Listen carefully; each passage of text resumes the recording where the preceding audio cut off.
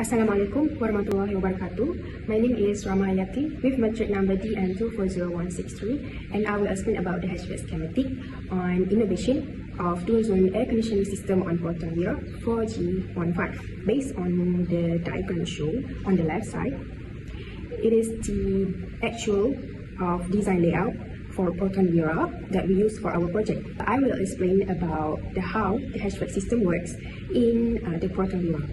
So there is 5 main components, which is compressor, condenser, receiver dryer, thermal expansion valve, and evaporator. Generally, the refrigerant will be compressed from the compressor and then will be entered through the high pressure side gas to the condenser to release heat. Then the refrigerant will go through the receiver dryer to remove the moisture inside the refrigerant, but it is maintaining the high pressure side gas. And then the refrigerant from the receiver dryer will go through the thermal expansion valve as a high pressure side liquid. And after the refrigerant enter the thermal expansion valve, it is functioning to expand the pressure and temperature, because from the compressor, the refrigerant is high pressure and high temperature. But after entering the thermal expansion valve, they will expand and the pressure and temperature will be lower. Okay, what is the function for the pressure switch? Pressure switch is functioning to cut off the refrigerant when the pressure is overly or too low. It is also as a safety feature for the Hvac system. The refrigerant from the thermal expansion valve will enter the evaporator as the low pressure side liquid.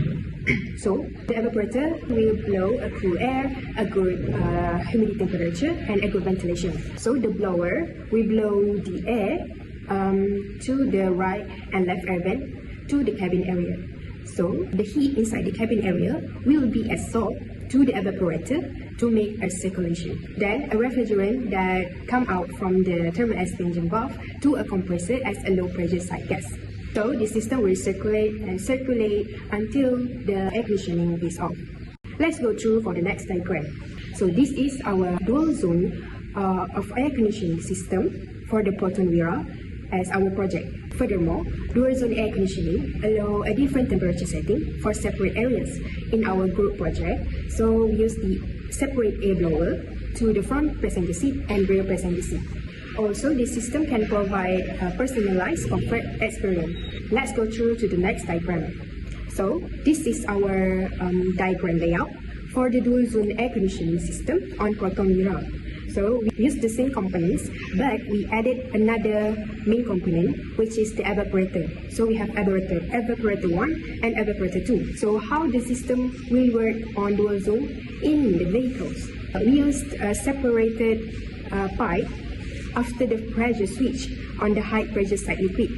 So they will separate two ways of refrigerant. So one way to evaporator 1 and another is to evaporator 2. This method is also same for the low pressure side gas. Okay, the refrigerant will circulate from the compressor, condenser, receiver dryer, and then before entering the thermal expansion valve, we separate it after the pressure switch. Back to our discussion for the circulation. Before the refrigerant will enter to the compressor as a low pressure side gas. As you can see in the diagram, the pipe is connected to the main low pressure side gas pipe. Then the evaporator 1 will blow an air using a blower to the right, middle, and left air vent to the cabin area.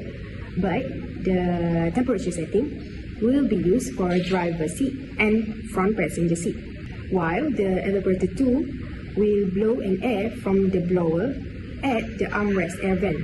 So the temperature setting can make by the rear passenger seats. Well, that is how the Hvac system works for dual zone air conditioning system on proton wheel in our group project.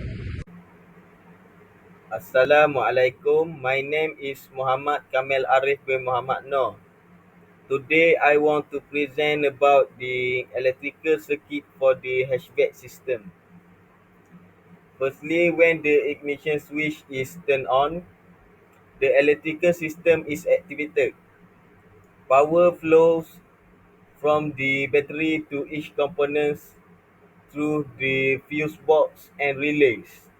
When the driver presses the SC button, This sends a request signal to activate the Hvac system. Then the signal must pass through several control devices such as the thermal sensor, which give the signal to the control module, and the low and high pressure switch, which protects the compressor motor before it is activated. Lastly, the control module sends the signals to the compressor motor. Power flows to the compressor clutch coil and creating a magnetic field. Then the clutch engage and the and engage the compressor pulley to start compressing the refrigerant. Assalamualaikum, my name is Muhammad Muaz bin Ibrahim, matrix number CN240306. Now, let's move to the improvement for electric schematic. In this project, we have done a lot of research from specialists. Most importantly, we took advice and learned a lot from our lecturer, Dr. Muammar, about this electric circuit to achieve our target to ensure smooth current flow, organized electric circuit design, prevention of short circuit, and of course to ensure the HVAC system function effectively. Then there was 5 added component from 1 zone to 2 zone HVAC system for our electrical schematic, which is blower relay, blower switch, blower motor, resistor, and blower speed control switch. That's all for improvement of electrical schematic. Now let's move to the next point. Assalamualaikum warahmatullahi wabarakatuh. My name is Omar Abdullah bin Sahid. So I will continue to costing project. This slide present overall costing for the HVAC system, which also includes the relevant electrical components. For this dual zone project, we have standardized the use of one unit for most system components. However, to meet the requirement of the dual zone setup, we have increased the quantity of evaporator, thermal inspection valve, and also blower motor to 2 units each. Next, in this project, we are working towards our main target. First is to build a dual zone HVAC system with total cost of less than 1,500. From my experience, in any project, we always aim to minimize the cost, but at the same time, we make sure that all the components used are practical and functional.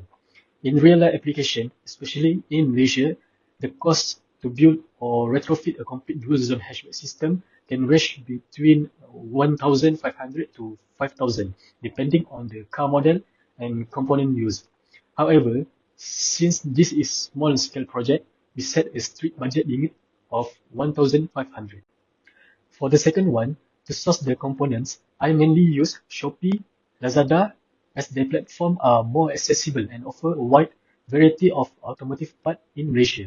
And I also explore other apps like Carousel, Facebook, and also TikTok Shop, but unfortunately, most of the components we need were not available there.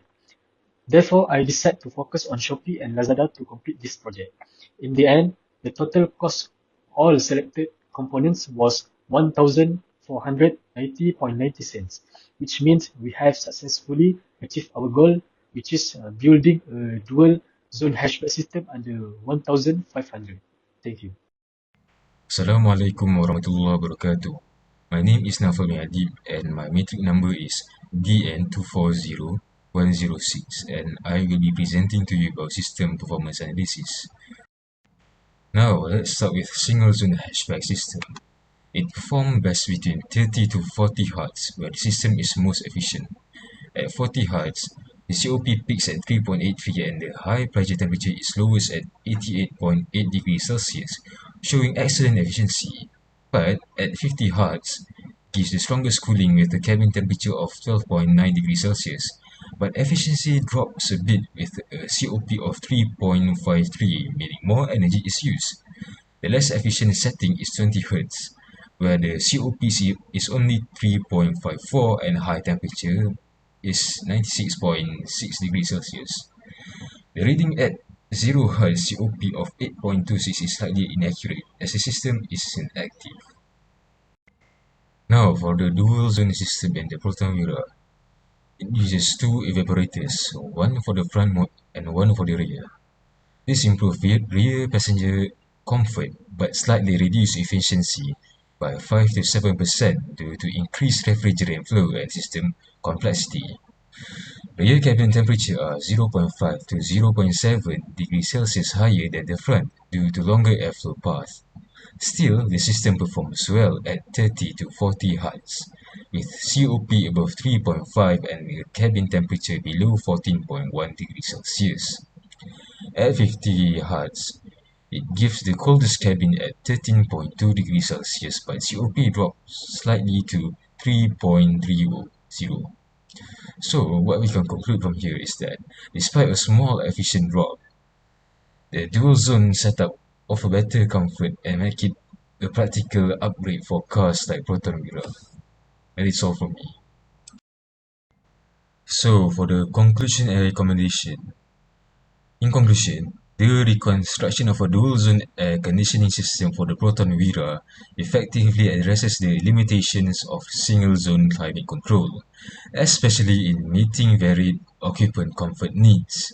The project demonstrates a clear understanding of automatic HVAC and electrical system, leading to a successful dual-zone design using two evaporators, a split refrigerant piping system, and a revised electrical schematic.